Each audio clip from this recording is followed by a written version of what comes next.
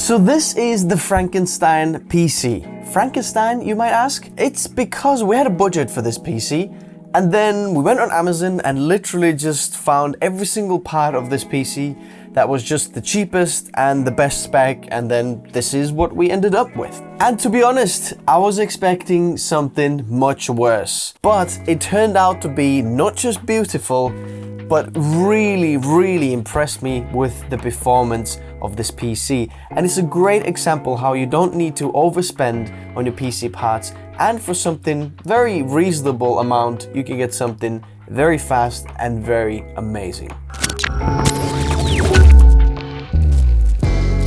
Are you sick of seeing Activate Windows message on your desktop? Well, it's time to activate your Windows and do it cheap. Go on to whokeys.com where you can find official license keys. If you're looking for Windows 10 Pro key, for example, then all you have to do is search for Windows 10 Pro, select the license and add it to the basket. Use the code TN20 to get a 20% discount.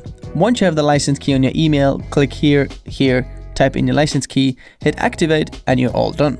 Check out whokeys.com in the description below, and don't forget to use the code TN20 to get a 20% discount. So how much did you pay for this PC and which parts did you get? This PC costs just under £2,000, so a little bit more maybe when you're in the US, depending on the prices of the parts and things like that. I'm gonna leave all the parts in the description below. For CPU, we're running the Ryzen 9 5900X. Motherboard is MSI B550 MAG Unify. For cooler, we have the amazing Arctic Liquid Freezer 2 360mm AIO, 32 gigabytes of Crucial Ballistic Black CL16 3600MHz RAM, 1 terabyte Crucial P5 for the OS drive, and then two 1 terabyte Western Digital SN550 NVMe drives for projects or cache. We're running the Gigabyte Aorus RTX 3060 Ti Elite. We also bought 3 extra Arctic P12 PWM 120mm fans. The PSU is the NZXT Z750,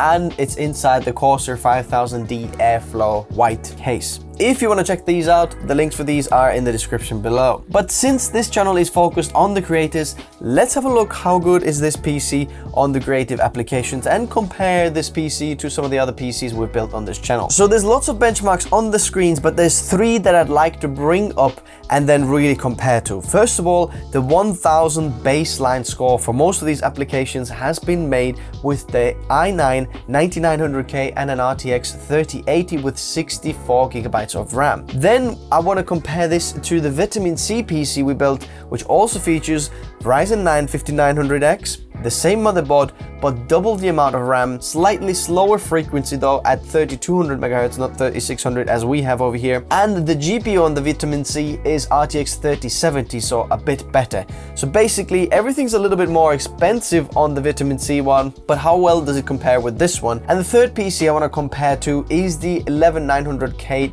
test bench. The same amount of RAM and the same speed of the RAM, 3600 MHz, but the timings are a bit worse at CL18. Also, the GPU is better on the 11900K test bench. On Photoshop here, we are 16% better than the 9900K, 1.1% slower than the Vitamin C PC, and 3.2% slower than the 11900K test bench. On Lightroom Classic, we are 18% faster than the 9900K. We are 4.1% slower than the Vitamin C PC, but we are 16.5% faster than the 11900K. On Premiere Pro, we don't have the 9900K benchmark, but we are 5% slower than the Vitamin C PC, but at the same time, we are 2.2% faster than the 11900K test bench. Also want to mention that if you put the Precision Boost Overdrive on, then on Premiere Pro, you can expect extra 1% performance. In After Effects, we're 45% better than the 9900K. We are 2.3% slower than the Vitamin C PC. We are 12.2% faster than the 11900K test bench. In DaVinci Resolve Studio and free versions, we're going to compare them both. We don't have the benchmark for 9900K, but the Vitamin C PC, we are 3.5% slower in the studio version, but on the free version of DaVinci Resolve, we are 2.6% faster than the Vitamin C PC. In the studio version compared to the 11900K, we are 1% faster, and then on the free version, we are 4.2% faster. And last of all, when we look at the Blender, in overall, roughly, we are 2.6% faster than the Vitamin C PC, and 26% faster compared to the 11900K test bench. That's pretty impressive, and I think that you can see here that with the faster RAM frequency, the Blender benchmark is 2.6% faster, because the GPU doesn't matter on the Blender benchmark, and Blender doesn't use that much RAM. So the only thing that's different compared to this and the Vitamin C is the actual frequency of the RAM, because both of them have the same timings, but this one runs a little bit faster. So as you can see, the Ryzen processor in this benchmark on Blender, we're 2.6% faster just because of the faster RAM. I also want to mention that if you want to put the Precision Boost Overdrive on, we're going to push some extra wattage through the CPU, and we're getting 3.5% boost. So as you can see, in terms of bang for buck rating, this gets a very, very high rating. Like the Vitamin C PC was much more expensive than this one. I think we're reaching like between 2.5 to 3,000 pounds or even more expensive, but this one is much less, and we're performing only like maybe up to 5% slower, and that's like in Premiere Pro, where you know the actual RTX 3070 can fly a little bit more, but most of the applications are only a few percent slower or faster, which means that in real world performance, you're not going to be able to tell the difference between 2 or 3% performance increase or decrease. And bear in mind, the Vitamin C PC also has double the amount of RAM. And compared to the 11900K, we are up to 16% faster depending on the application. The only exception is Photoshop, where the 11900K is slightly faster just because of the single core performance boost, so 3.2%, but I promise you, in the real world, you're not going to be noticing 3.2% faster performance. But it's impressive because the Intel 11900K also has the same amount of RAM, better GPU, and it also has an iGPU inside the processor, which often helps, you know, in video editing applications and things like that. This 12 core, regardless of all what Intel has, is just better and at lower cost.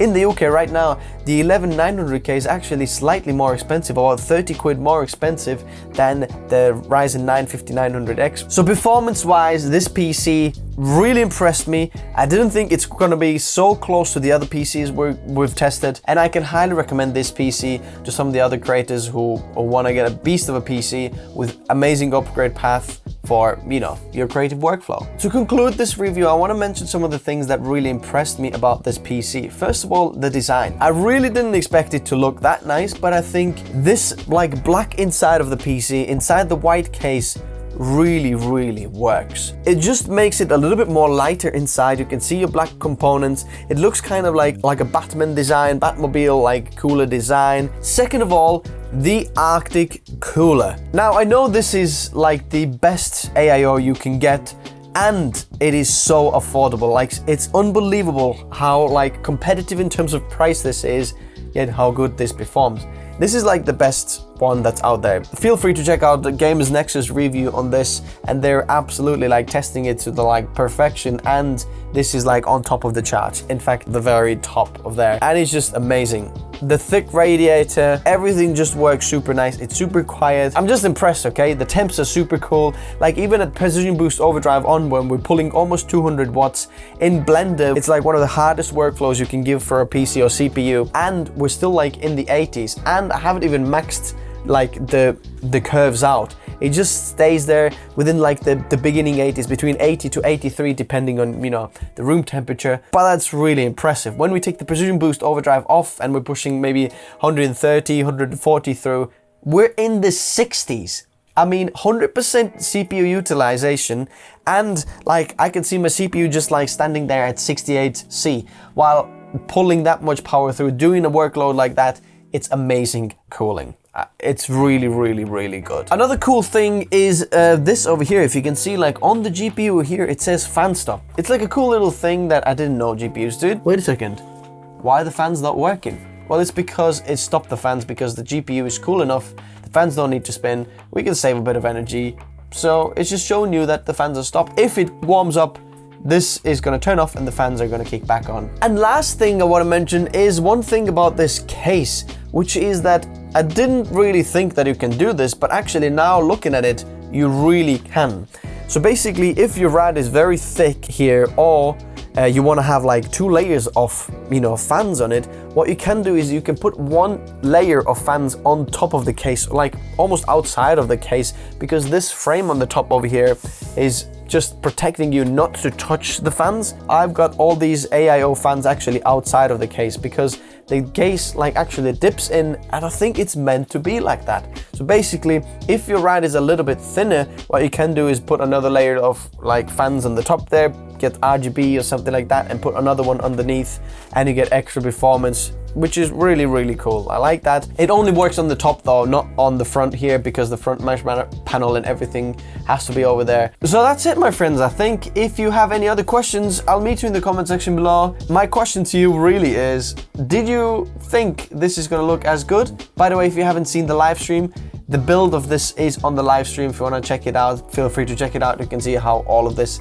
has been built. But as always, likes if you liked it, subs if you'd like to see more, and I'll see you in the next one. Thank you guys for watching. Bye bye.